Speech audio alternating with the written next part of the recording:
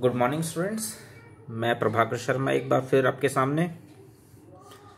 Accountancy में अभी हम उसके डेफिनेशन, कैरेक्टरिस्टिक्स,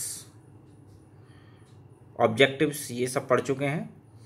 आइए कुछ बेसिक टर्म्स हैं अकाउंटेंसी में जो अकाउंटिंग में यूज़ होंगी, उनको जानना शुरू करते हैं।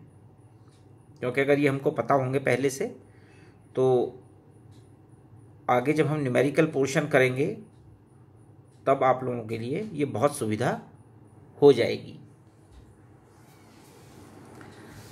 तो स्टूडेंट्स, जो ये बेसिक टर्म्स हैं इनमें फर्स्ट आइटम हम भी देखते हैं, ये है एंटिटी। तो ये जो एंटिटी वर्ड है इसका मीनिंग है स्वायत्ता, मतलब बिल्कुल अलग। स्टूडेंट, बिजनेस और बिजनेसमैन ये दो अलग अलग टर्म्स हैं। हम जो भी अकाउंट्स बनाते हैं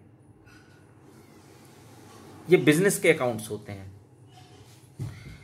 अगर मैं इसको एक्सप्लेन करूं तो एक आइटम जो बिजनेस के लिए कभी फायदेमंद हो सकता है, बेनिफिशियल हो सकता है, वो बिजनेसमैन के लिए वो एक्सपेंडिचर हो सकता है।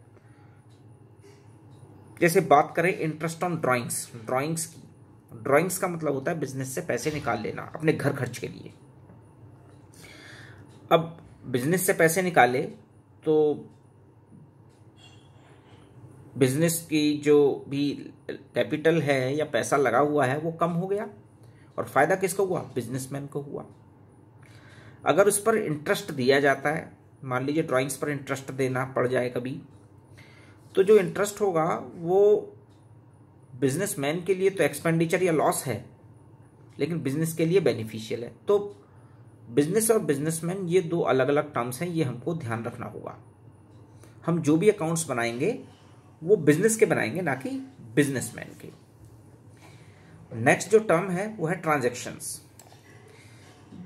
ये ट्रांजैक्शंस वो टर्म है जिसमें हम बिजनेस के लिए ट्रांजैक्शंस करते हैं, जैसे सेल की, परचेज की, गुड सेल किया, परचेज किया, या रेंट पे किया, सैलरी पे की, कमीशन मिला।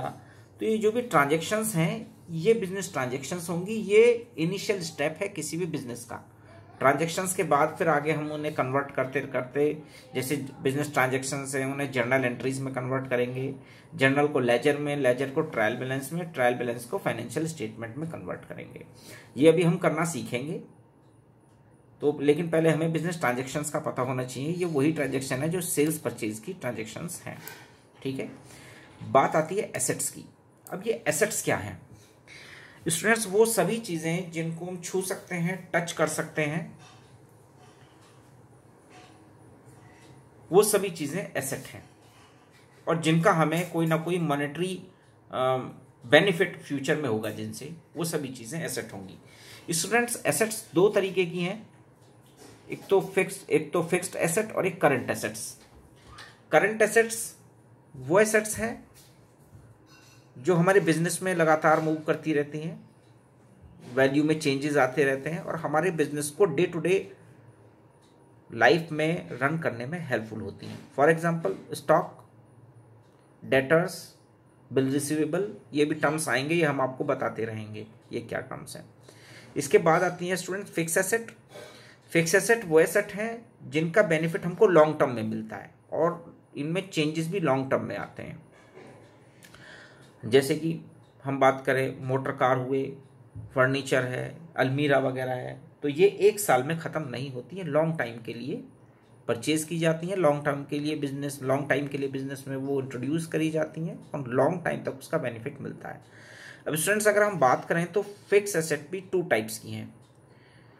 Number 1 tangible asset, number 2 intangible asset.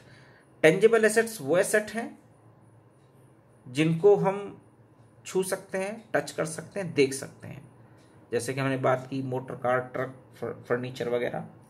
Intangible assets वो एसेट्स हैं जो हमें दिखाई नहीं देती हैं लेकिन वास्तव में वो होती हैं, जैसे गुडविल। हम गुडविल पर भी चर्चा करेंगे जब भी उस स्टेप पर पहुंचेंगे। पेटेंट्स, ट्रेडमार्क्स, कॉपीराइट्स, ये भी एसेट हैं जिनको हम इंटेंजिबल एसेट्स में कंसीडर करते हैं। तो स्टूडेंट्स आज हमने ये 3 टर्म ही सीखेंगे, ठीक है। तो आप ये 3 टर्म है, इसके अकॉर्डिंग आप देख करके नोट्स बना लीजिए। इससे आगे के जो भी अकाउंटिंग टर्म्स हैं उनको हम नेक्स्ट वीडियो में डिस्कस करेंगे। Thank you.